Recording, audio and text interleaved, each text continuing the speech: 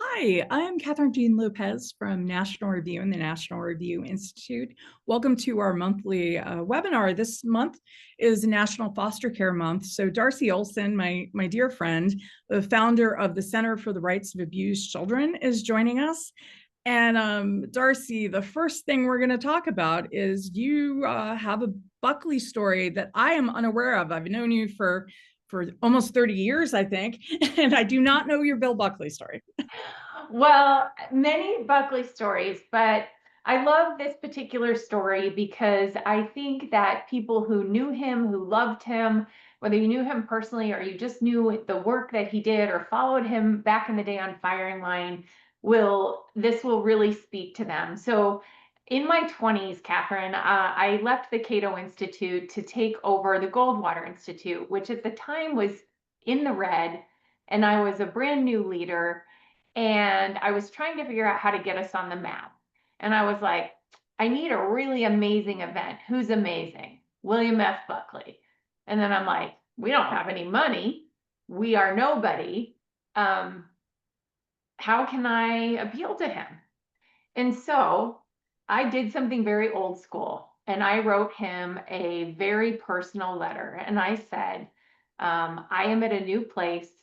I share your principles and we need something to put us on the map. And I cannot offer you money that would mean anything to you. But what would you think about having an event with your son, Christopher, with the two of you on stage? And like a mock episode, like a firing line or something. We could make it fun. You could have time together. And he faxed me back, Kathryn. I'll never forget it. And he said, "Yes, Darcy," with an exclamation point. Oh, But he did awesome. one better. And he said, "I have an idea. Let's make it a mock episode of Firing Line where Christopher will interview me and we will go back and forth." And Kathryn, we filled the Ritz, Of course. and it gave a start to the Goldwater Institute, which then, we went on to change some incredible laws, especially in the school choice arena. And it speaks to me about who he was, that he saw a young person who needed help in the right direction. He could help, and what mattered to him was this movement and his family, and it all came together. And he was a very humble man, despite people thinking there was arrogance. He actually was a very kind and generous soul. And I loved him then, and I loved him today. And I will, for that reason, anything NR ever needs, I would love to help. Well, that humility was really true. I was blessed to get to know him at the end of his life. And we do at NRI this Brook to Buckley program in different cities with young professionals, talk about conservative principles. And I talk about gratitude as a civic virtue at the end of each program. And I always say Bill is the opposite of the Barack Obama campaign slogan, "We are the ones we have been waiting for." He was so talented, but never thought that all of human history was waiting for him to show up. You know, he had this sense of he always talked about the patrimony, all of that we've been given, that it's our responsibility to be good stewards of.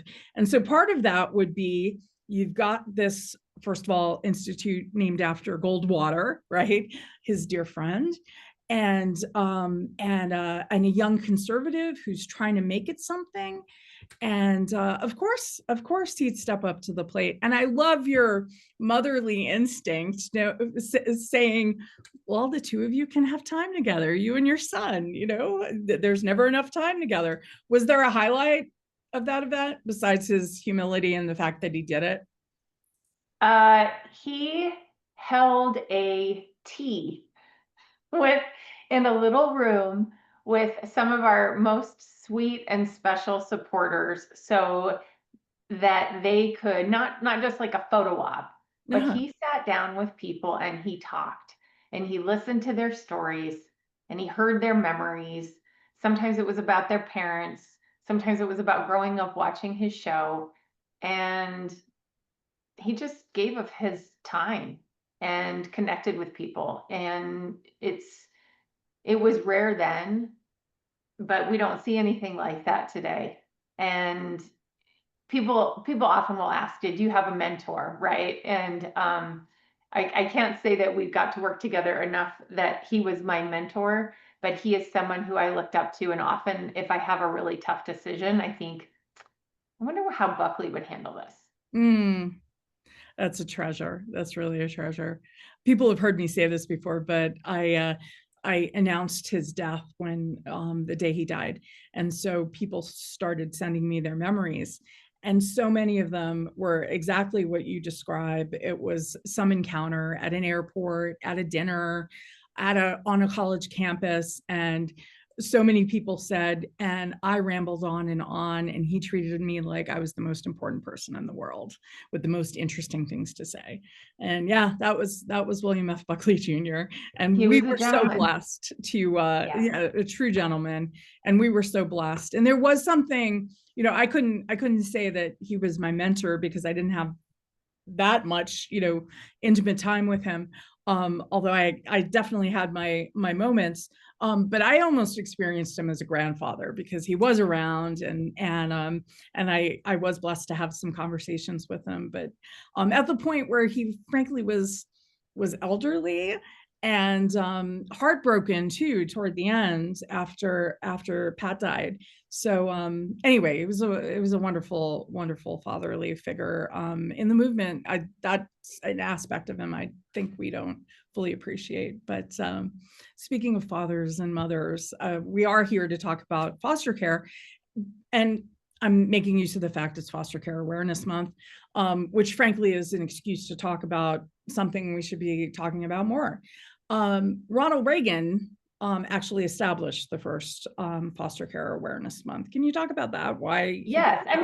mean, Kathryn, people have more awareness about dogs and cats on the streets and puppy mills than they do about the abused children in this country and where they end up. Yeah, And, when people hear the term foster care in the polls, it shows most people think these are juvenile delinquents. And that's not true. right. Kathryn, it's what I thought when I went into foster. I thought I was going to take in a troubled teen and I was ready for it. And let me tell you, my eyes opened, and we can get into that. But I want to go back to Ronald Reagan. So it was 1988, and he declared the nation's first foster care awareness month. It's a short declaration. I encourage anybody who's interested to take a look at it, because what he said then is exactly the same truth as today, which is that we know every child belongs in a family, that is the unit of how we grow, how we learn, how we transmit knowledge. But there will always be, for various reasons, parents who cannot or will not or don't want to care for and love their children. And what does that mean in America? This is a system of laws. You can't just go grab someone's kid, right? And so the foster care system is a system of laws set up to make sure that those children are safe and that they get into a safe family as soon as possible. That's all it's about. And instead, with government running it, and conservatives, unfortunately, sitting on the sidelines for the past 50 years in this space, you Mm. have kids who go in that system at 3 and age out at 18 and go through 47 homes and have never had a family. And I founded this center to do what Buckley did when he founded the magazine, to stand aside history and yell stop. And I'm saying stop. It's time for a change. So let's go. And we can talk all about how that looks. Well, you already started to tell the story. So you are an adoptive mother from foster care, and wasn't something you expected to do. As you said, you were kind of more looking to mentor a teenage girl, and then you became aware of the need. And as many people who do wind up fostering tell me, once you find out, you can't unlearn, you can't unhear what is happening in your backyard. There is that tremendous story of the town in Possum Trough, Texas, where the Baptist church decided that, so first the pastor and his wife decided that they were going to adopt from foster care, or foster, and then wound up adopting, and challenged their congregation. And there were no children in the foster care system after that church was done, because they became aware. And then they saw the witness of, oh, this can be done by normal people. You don't have to be some exotic person to foster. And yeah, become aware of the resources and all the rest. And it's not easy. And we'll get into that as well. Obviously, there are children in foster care. First of all, there's the breakage, so there will always be trauma. But some of the children are dealing with severe trauma. That's why they're in the system in the first place, because they had a parent who was addicted to drugs in such a devastating way that they can't parent. They can't be rehabilitated, and we have to. And this is at the heart, as the name suggests, of the Center for the Rights of Abused Children. We have to have the child's needs as the priority, not the adult's needs. And that can sound heartless, but the children need rights, and that's at the heart of what you do. So can you start telling the story and then how it developed into the center? Yeah, you bet. I mean, so it's not a lot of folks think this is like parental rights or children's rights. And the fact is, this is at both, right? Right. I spent my career fighting for parental rights and school choice and then taxpayer issue. I mean, you name your issue. But all of us under the Constitution have inherent rights to life, to liberty, to the pursuit of happiness. No, children may have a diminished capacity to exercise their rights, but they're not less human or less deserving of life. And let me tell you one statistic about this system. Like most people, I thought that the children in our country who died of abuse at the hands of their caretakers were hidden in closets or garages or basements.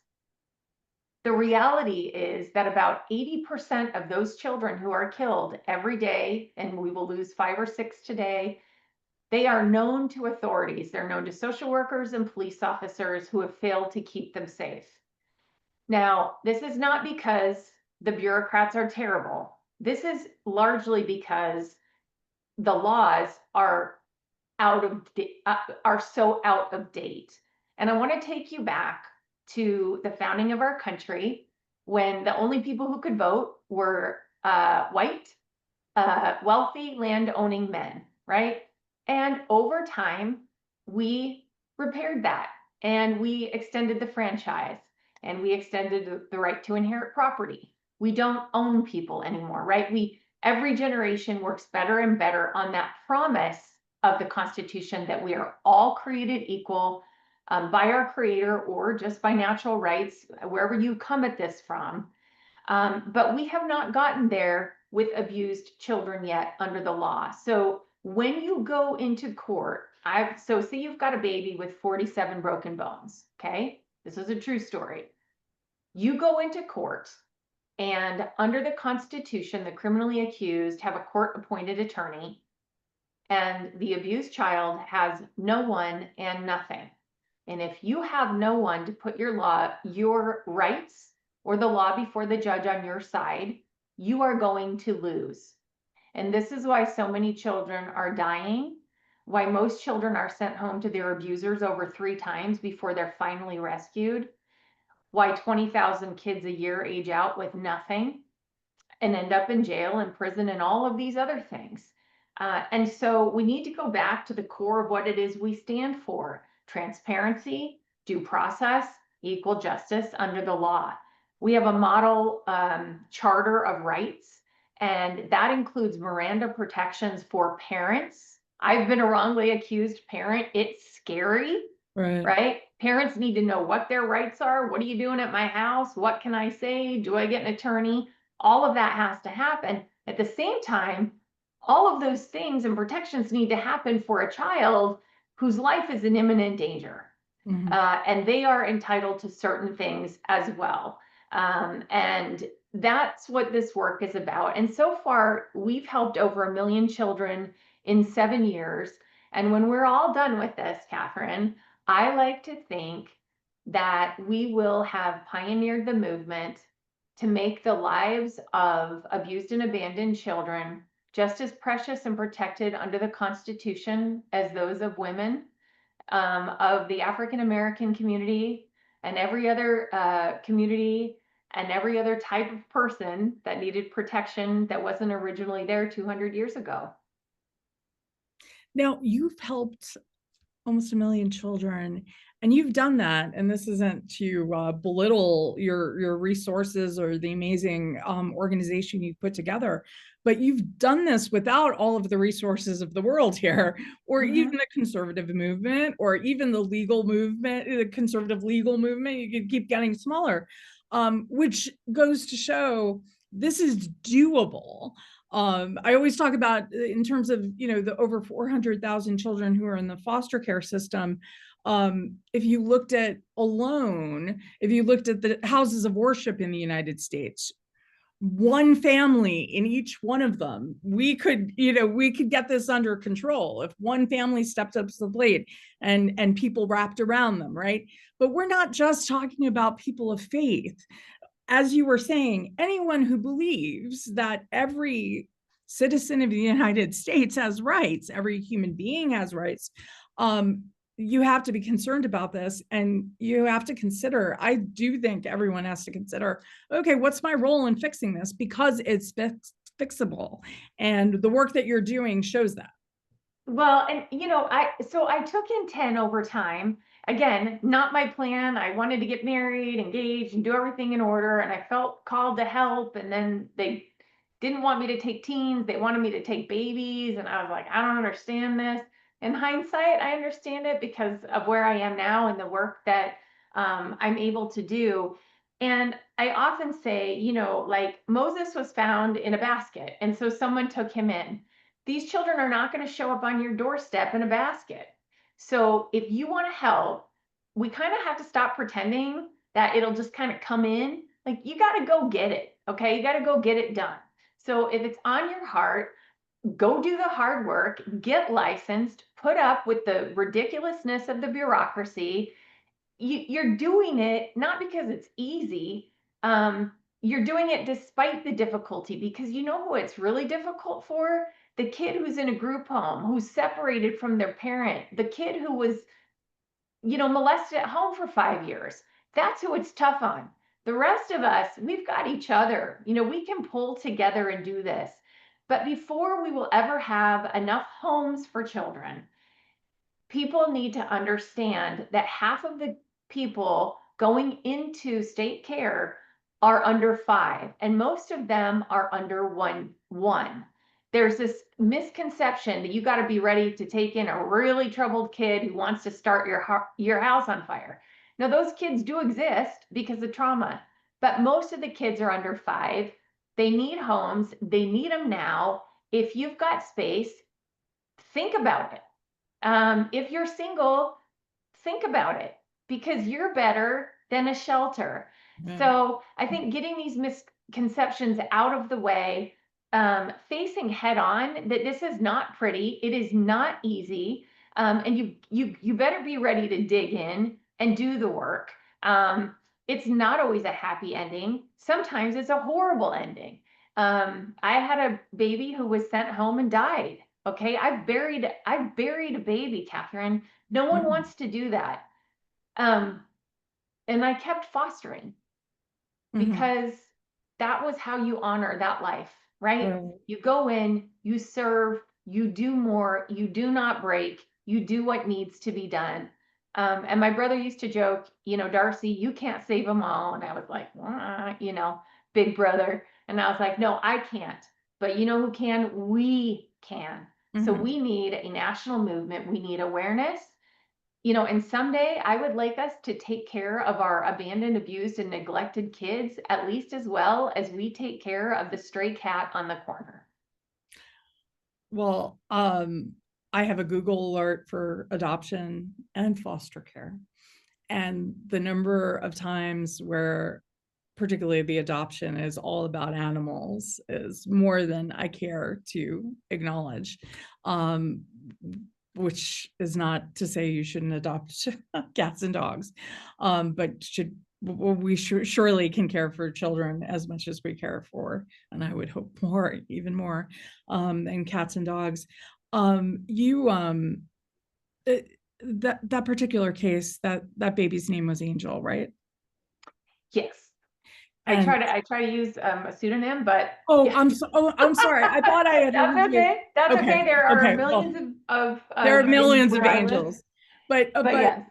it is such an example. He's such an example of what we're facing here. You know, I think conservatives have the instinct where there's overreach in government, and so there are false accusations and all the rest. But there are also, and this has been kind of at the heart of what drives you, there are parents who can't parent because of the strength of some of these addictions, and meth being a particular case, and I think that was the case in this particular case. And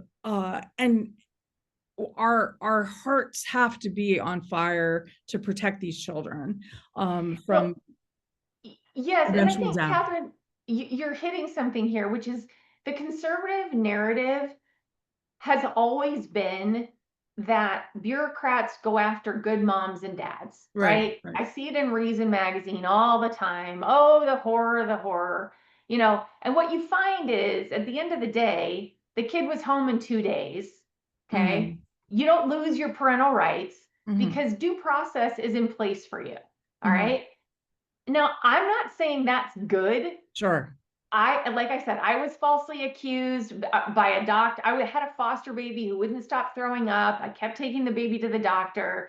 The doctor thought I was doing something to the baby and reported me. And before I knew it, my kids had been taken out of school and interviewed, and I had no idea what my rights were, which is how we came up with this Charter of Rights. Mm, Um, I've seen it. My little boy's 8 year old. He went around, literally around the block on his scooter, and someone called the police. And the policeman came over, and I was like, he is going around the block. He's 8 years old. I get it. It's annoying, right? But that's bureaucracy, right? That's just things not operating as well as they should, a nosy right, neighbor sticking their nose in where it doesn't belong, and that's fine. You can fight that fight, but it's not the big story. It doesn't right. happen all the time. But what does happen all the time is the vast majority of kids who are trafficked in this country are trafficked by their own family members, Kathryn. Mm, Evil exists, okay? These children have fathers and stepfathers who rape them and mothers who stand by, facilitate, watch, and don't report. mm-hmm, There is so much darkness out there in the world. These are those children. I took in a child who was the child of an 11-year-old who had been trafficked by her mother, right? Okay, so she gave her virgin daughter to a man so he could have sex because he's a pedophile, and he in exchange gave her money for drugs. This is the reality of what happens out there. And mm-hmm, these are the children who need protection. They don't need it yesterday, they need it now. And you ask any police officer or any social worker, and they will tell you, if they tell you the truth, they will tell you that they see it day in, day out. And what they see is not too many kids being removed, but too many kids being left in dangerous situations because of the sacredness of family without checking on the sacredness of life. Okay, we mm-hmm. have seen children return to homes where a parent has been accused and convicted of killing another child. That is how far gone we are from protecting kids. So we need to do better. Parents need to make sure they know what they're protected from so these overzealous bureaucrats get out of the way, and we've got kids can be free range and go 80s and go wild. But at the same time, uh, when a child is afraid to go to bed at night or goes up to their own doorstep and wets themselves because they're so afraid to go home, we need to be on that. Okay. Kids cannot fight abusers themselves, but we can and we must. Our friend Naomi Riley Schaefer at the American Enterprise Institute has this project. As you know, you were recently on a panel with her, called Lives Cut Short. And the idea is to chronicle what is happening to these kids. And there are so many examples. If you follow just on social media, the Lives Cut Short Twitter feed of, there were so many children who die were on the radar of child welfare workers. And they simply didn't visit, or visited and just kind of checked off and walked away, even though there was known abuse happening. And also, there are so many examples. If it's not the father or the grandfather, it's the boyfriend. Like you said, there's evil in the world. There's also cycles of trauma in the world, and women who get themselves involved because of what they've seen and can't get them out, and this child is in the midst of this. Talk a little bit. Well, first of all, how do people read the parental rights charter? So I'm sure we they have it some up idea. on our It's on your website, website. and if it's, the website's a bit of a mess right now, like Oh, so many, right? They're always out of date the second you build them, but you can just you can send us a note at like hello@thecenterforchildren.org and we can get that over to you. But let me state like one really simple and clear reform that I think will make sense to everybody. Right now, under the law, predators have more protections and more rights than their prey. Okay. Adults have more rights and protections than the children they rape, molest, abuse, neglect, starve, burn, torture. And the first way to remedy that is to make sure that children have an attorney in the courtroom, because all of the adults across America, when they are accused, they have a court appointed attorney. The children need the same thing. Okay, that is basic justice under the law, and you don't have a fair shake without it. Okay, and I know this, and ended up doing this because I had abused children, and I would go into court, and I was like, where is the attorney for the kid? Right? I mean, we believe under the Constitution, there's a case called In Re Gault, Gault for the nerds who want to look it up, like me. And that is a case that gave juvenile delinquents the right to an attorney in their cases because their lives and liberty interests are on the line in those cases. When you are an abused child or a neglected child, depending on how you want to define it, your life is on the line. Your liberty interests are on the line. Who you live with, your sibling relationships, your parental relationships, it's all on the line.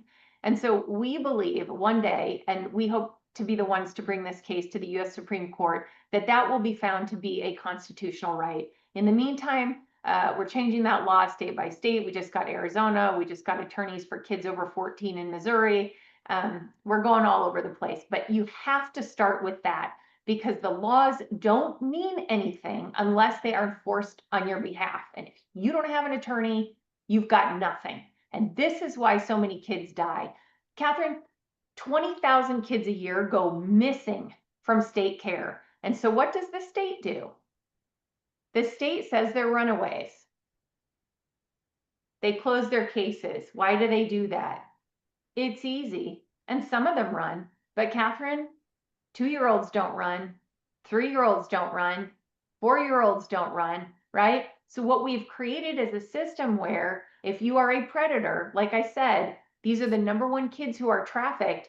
You want to grab a kid from foster care because they don't have parents to go looking and the state isn't going to go looking. So we've established laws where you have to keep searching until they're found, and we're trying to connect the national databases on these kids. Every societal problem that you want to solve is worse with these kids. They have the worst educational outcomes of any kids in the country, worse than homeless kids. So the school choice movement, we need all the school choice folks to gather around and use this to help kids in foster care. Half of them have special ed needs. I live in Arizona. 3 of my 4 have special ed because of the drug exposure. Guess what helps them? School choice. There was a year where I went to 3 different schools because I could find what each child needed in a separate setting. So school choice helps these children. So there are so many crossovers of things that you would think of naturally as being part of the center right movement that belong um, around these children. You think too many people go to jail for stupid things? What do you think happens to an 18-year-old who goes on the street with no money? I knew a kid whose plan was to commit a small crime so Mhm. that he could go into like just enough jail to get food and a bed, but not so dangerous that he'd be with the tough guys. It was the Mhm. only plan he could think of. So if you want to help children who are in desperate need, looking into this is a really good step. So if you're, let's say, talking to a school choice group, advocates, what would be your number one? This is what you should do, or more than one if you want. So one thing that I've said, so in areas where they have no school choice, right? Pick some of the states where they don't even have open enrollment, right? They don't even have charter schools. What I would go in with these children in foster care. By definition, over half have special ed needs, mainly from drug exposure, but also from trauma and being moved school to school to school to school to school, where you get so far behind that then you're special ed. And I would say these children started off behind the 8 ball. And by God, if there is one thing we're going to get right for them, it's going to be an education. And we're going to do it by giving them access to the absolute best possible education that they can get. Piggyback off McKinney-Vento, which has been set up for homeless kids. Every school has to have somebody for homeless kids under this federal law. That person can also help the foster kids. And help the teachers know where they are, what they need, et cetera, et cetera. And by the way, no one wants to be called a foster kid, right? These are kids who are in care. I hate when people say foster youth. No, that's Right. someone's 13-year-old Right. who happens to be stuck in state care. So I have to remind myself of that. That's a son or daughter. In my mind, that's a son or daughter of God. They have a first and last name. Let's give them all the love that we would give our own children. Well, I even hate to say I often describe you as an adoptive mom because I want to point out that you've adopted, but on the other hand, that you're not any different than any other mother. These are your children. Pope Francis, God rest his soul, gave a beautiful talk about Saint Joseph being a foster father, and in it he talked about, biology is not what makes you a father. It's love, it's care, it's taking responsibility. And so, yeah, while we need to, help tell the story, the identity doesn't change because you wind up in the foster care system, or because you've adopted out of foster care, or that you've fostered. So many people don't want to foster because of the uncertainty of it, right? Some people get into it because of infertility, of course, the pain of infertility, and so they're wanting to adopt. But we do, if circumstances make it possible, yes, we want the child to be with their family, but we also want to make sure there's a permanency as soon as humanly possible. Yeah. So if it means they can't go home, then we need to get them to a family that where they'll remain. Yes, and one of our first reforms was to what is called like a Relative Search and Stability Act, because the state, to save money, they often don't do relative searches until they're sure that they're severing parental rights. So in the meantime, you got a kid for 2 or 3 years with a random family attaching to the random family. They're attaching back. All the siblings are attaching. And the aunt who could have had them from the beginning doesn't even know they exist, right? And then you've got a real problem because you've got attachment and you've got love and you've got blood ties who want that kid. Stop. So what we did is we made it from the very beginning. The very first thing the state needs to do is they need to do a relative search nationwide, ongoing, nonstop, get the relatives on record. Do you want this kid or don't you? You can't just say yes when there's money involved. Can't just say, like, you get on record now so that this kid can get on track, because their stability and their attachment is limited.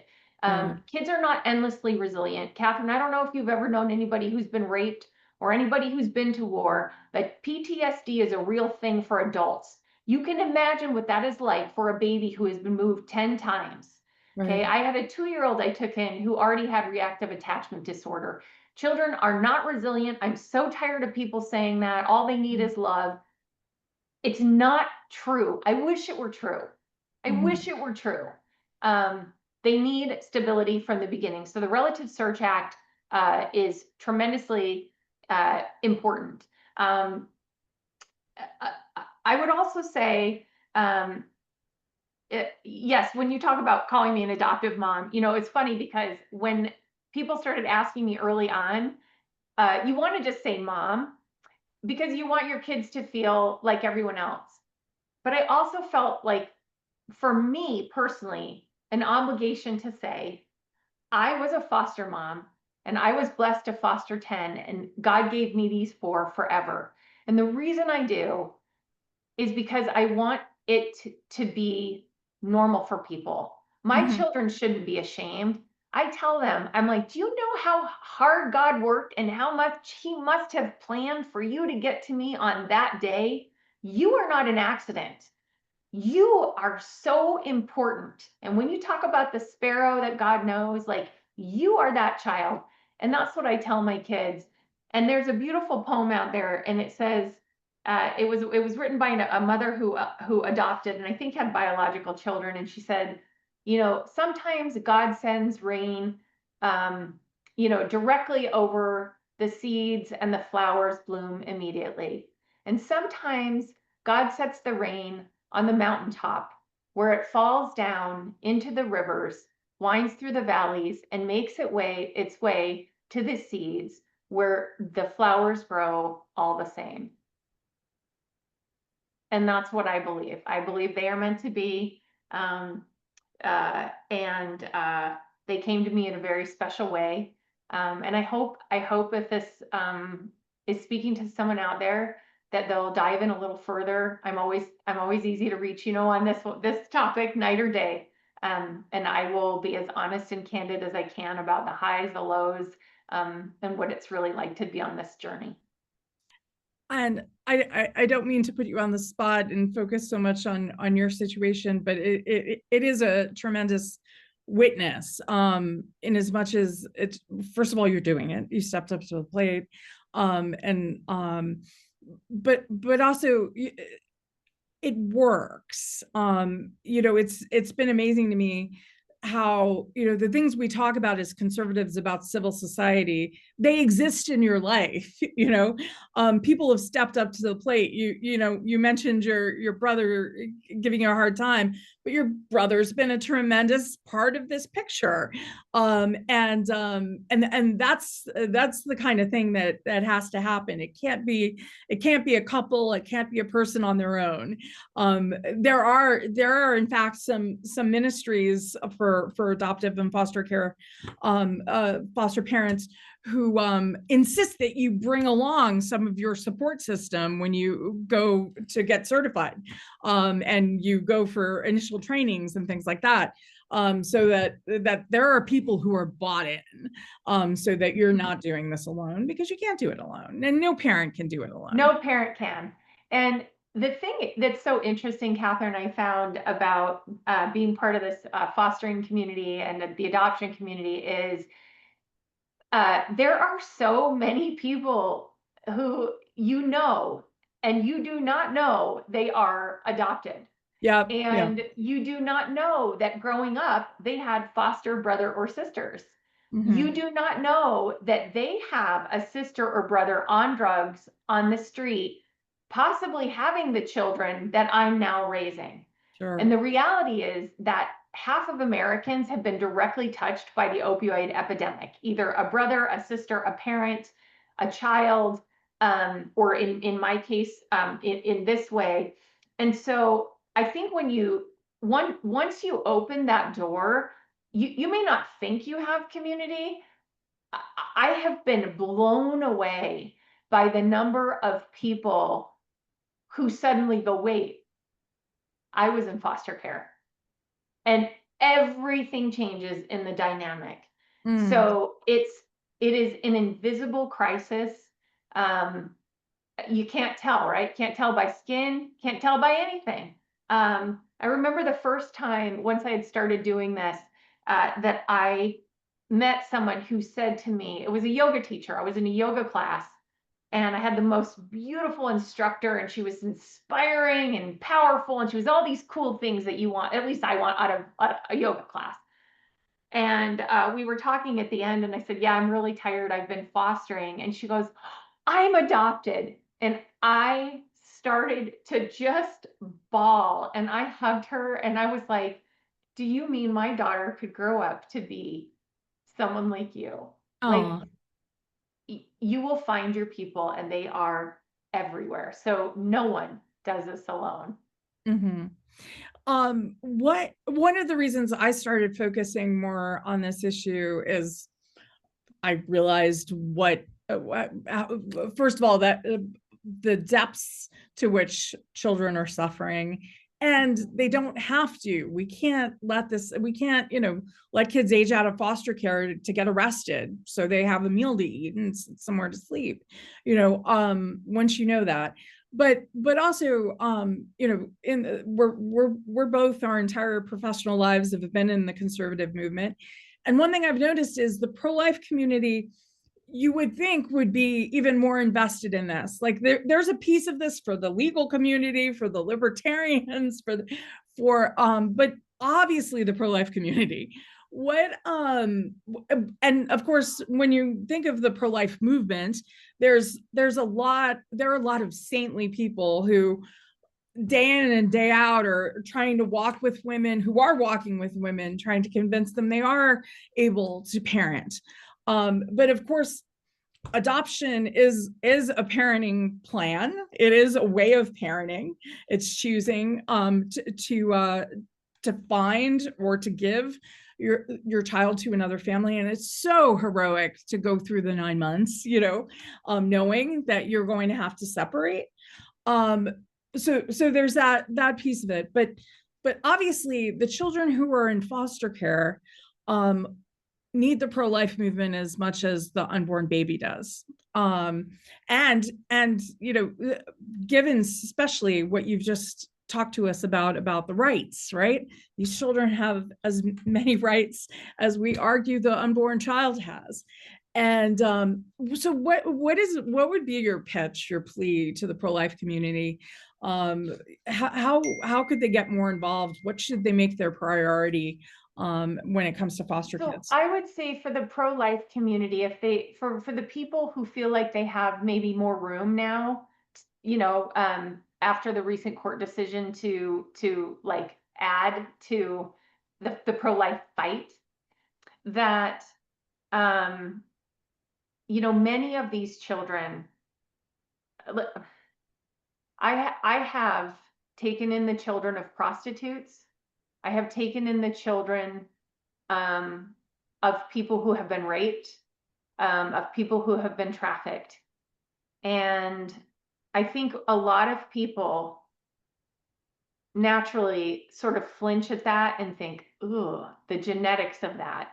Mm, And for me, my hope is that the pro-life people would understand that these spirits are as pure and mm, as deserving and worthy of love as any others, because they are. And so we need you. We mhm. need you to take the opioid babies, and we need you to take the kid who was born of rape, and to not be afraid they're going to turn out to be a rapist, because they're not going to. And to really exercise the faith that brings you to being pro-life. That would be my plea. And I think, as you were getting into earlier, so many of us know someone who is suffering from some kind of addiction, whether it's opioids or it's alcohol or it's porn, or there's so many addictions out there, and there's so much suffering out there that winds up hurting not only the person but the other people, and all these cycles and this feeling of being imprisoned and all the rest. And there's something, I say that all because we have to not only destigmatize some of that stuff, this stuff, in the sense that we can't be identifying people with those addictions or that background, a foster child. um I say destigmatization not because we should say these are good things, but because a lot of people are suffering from them, and it's a reality in a lot of people's lives.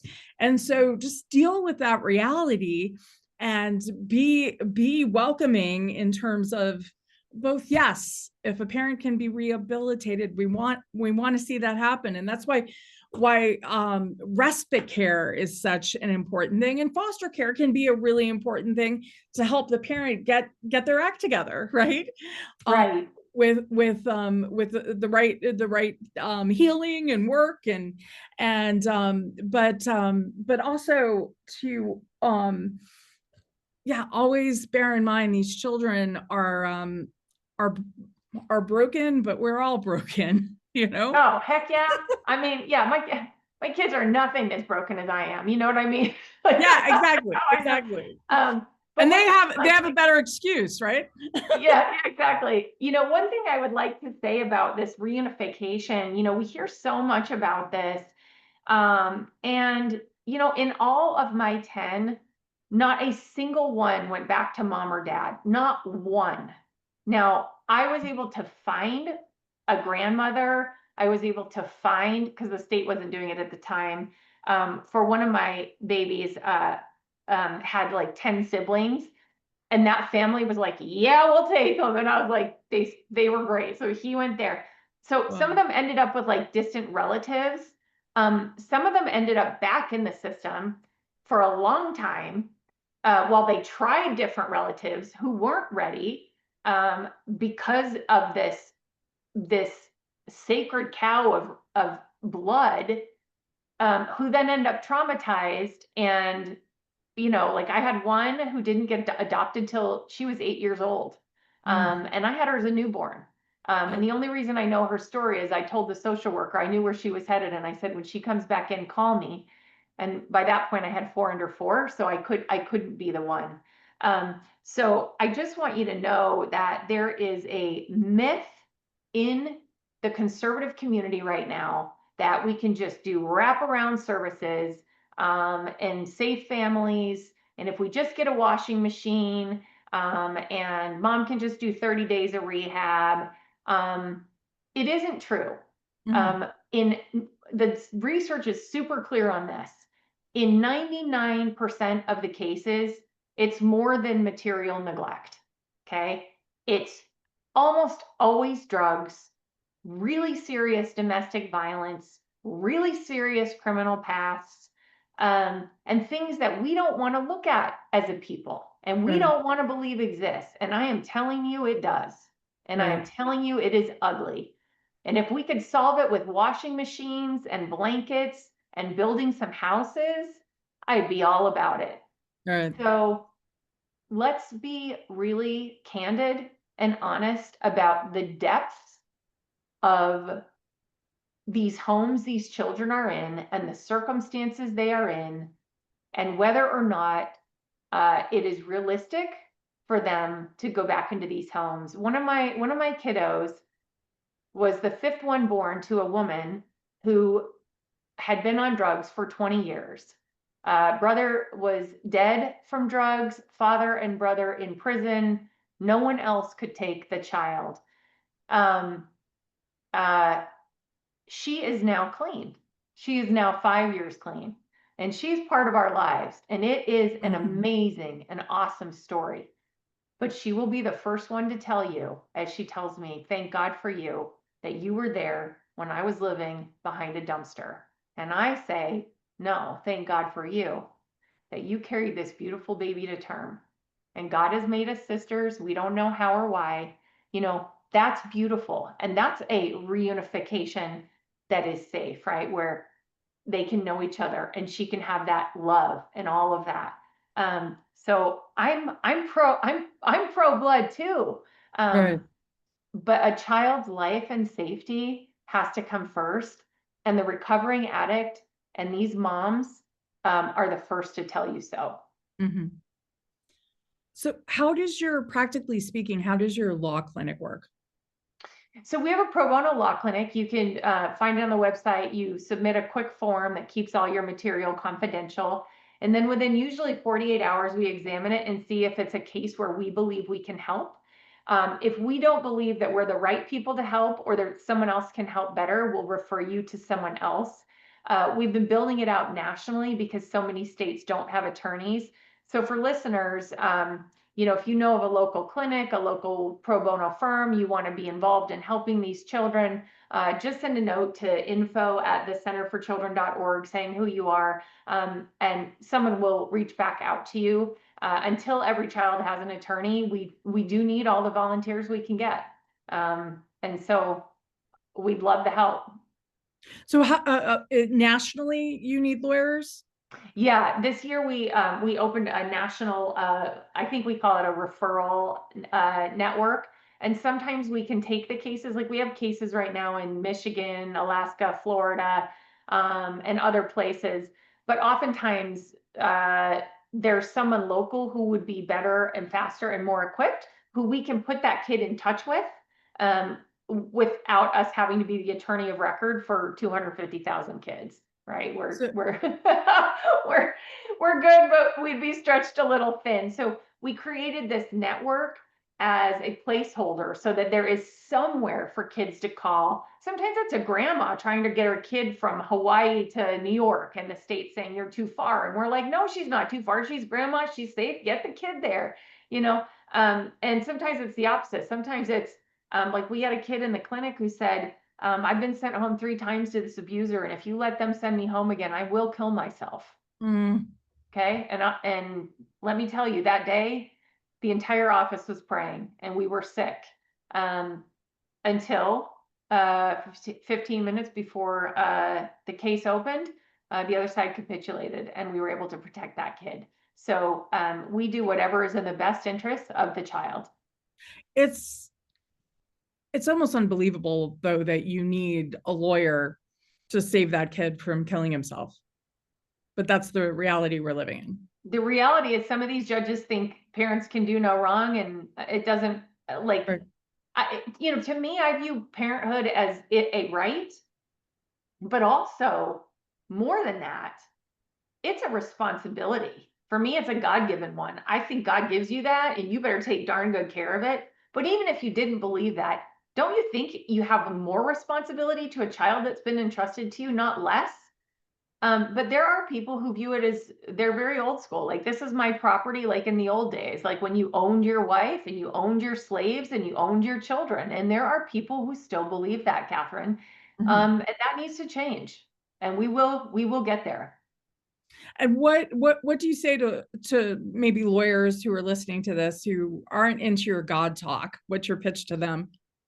Yeah, absolutely. Yeah, and I totally get that. Super respect it. My dad's an atheist, so I hear you.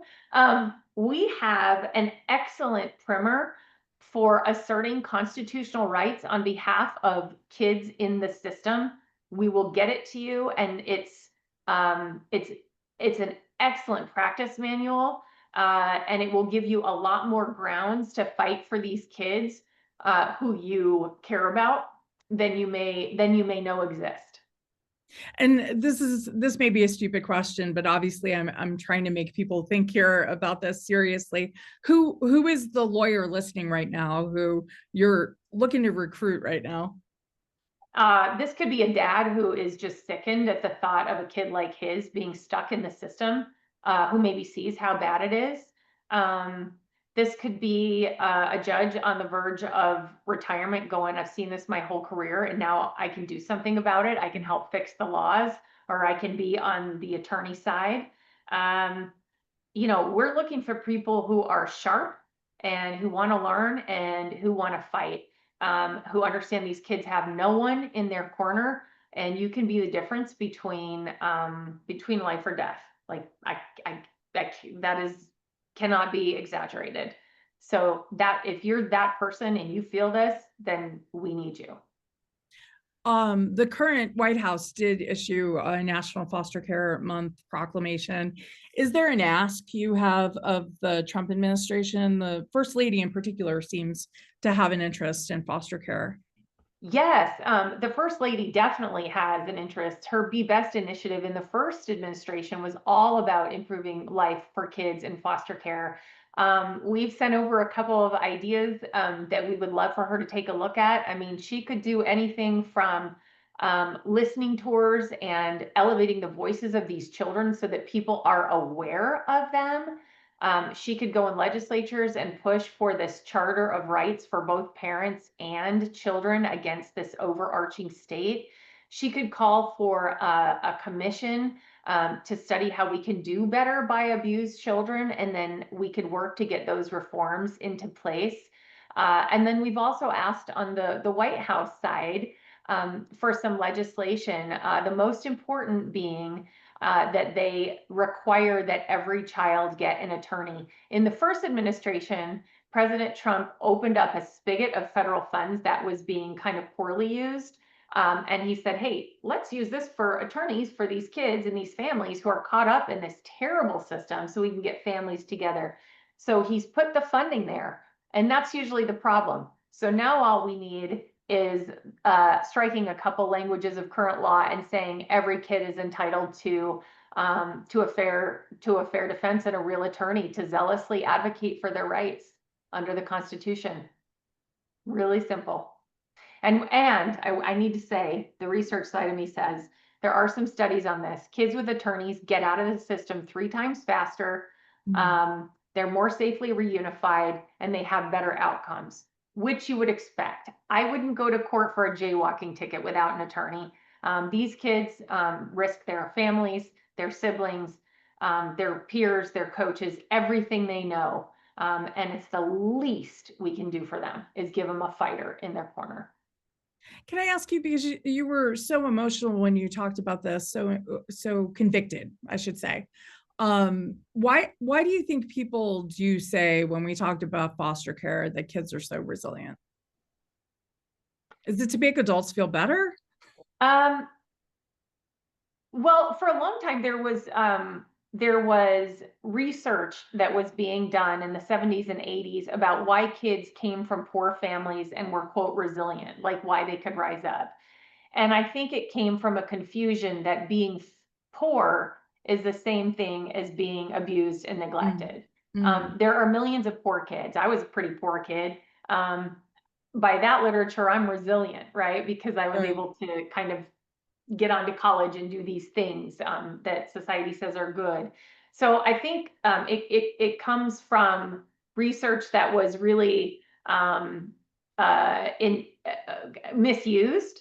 Right, well intended, but But misused. But I'll tell you, Miss America a couple years ago, she spoke for us. Her name is Tori Hope. She's got a good book. And one of the things that was so compelling about her message is she said, it's basically, it's garbage when they say it just takes one. It doesn't take one.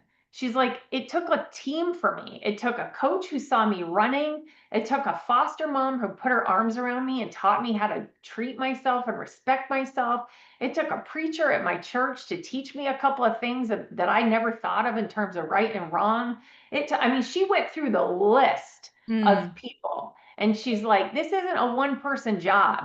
Everybody has to help for a kid who hasn't had a family. Think about it. Think about what we teach our kids from the second they wake up in the morning to the second they go to bed for 18 years. And even some of our kids don't make it and don't do well. Right. These kids need everyone, not just one. Rob Henderson is another good example. He's got a book and he tells the story.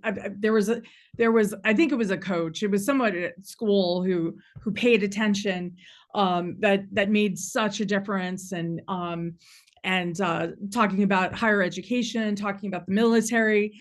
having people in your life who are paying attention is just so critical, and does make the difference. You know, I think at the heart of what people want to say, I think with the resilience is we are this land of opportunity we've always talked about, right?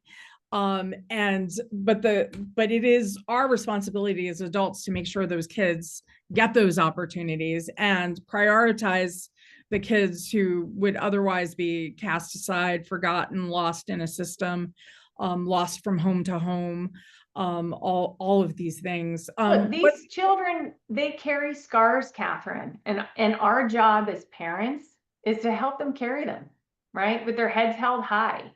And as I tell my children, everyone has a cross to bear. Okay. There are plenty of people who have had it way worse than they did, and plenty who have had it better. And that's okay, right? We have to learn to work with it. We work with our shortcomings, we work with things that have hurt us. And we cannot use those as excuses not to be the absolute best version of ourselves that we can become. And we become that through our choices, but also that world around us who helps us be our best. Mitt Romney's wife, Ann, would give a speech when they were on the trail about the bag of rocks that everybody carries. She, of course, has MS. You don't always know that because she has her good days, right? But then you may be surprised, months in to learn she has MS.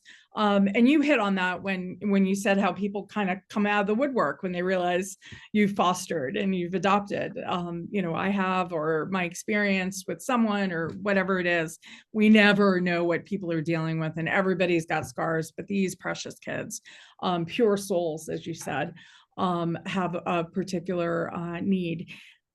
We're out of time. We could talk for hours. Yes. I hope we do soon. Thank you, Darcy Olsen, for making the time. Thank you for all of the people who work at the Center for the Rights of Abused Children that you've gathered. It's such important work. It's such beautiful work. It's such inspiring work. And it's work that honestly is at the heart, yes, of Christianity for sure. But it's conservative work. It's work that our movement needs to not only be behind, but prioritize and communicate in a revived way. Because as we began, there would be no National Foster Care Month is not something Hallmark came up with. This is Ronald Reagan, who had a particularly good gift for messaging when it came to human rights, human life, and obviously the Constitution, but hope. He was a good vessel of communicating hope, and He you sure are did. too, And Darcy I'll Olsen. send that to you so you can, when we send this around, we can share it with your listeners and viewers and readers. I think they'll find it really inspiring. And I appreciate what you do. And I love NR, and you have such a special role. Kathryn, I appreciate your faith. You're so out there with it. And I think people need that. People need to see that. And I also like that National Review brings every atheist and agnostic into its fold too, because we also have natural rights and we all belong together fighting for those rights. So thank you for the opportunity. And if there's anyone I can help with foster, adoption, abuse, any of this, just reach out to the Center for the Rights of Abused Children and we'll be on it. Thank you so much, Darcy. Thank you for everyone watching. Please share this and keep coming back to National Review and the National Review Institute, where we do cover issues like this. Thank you. Thank you.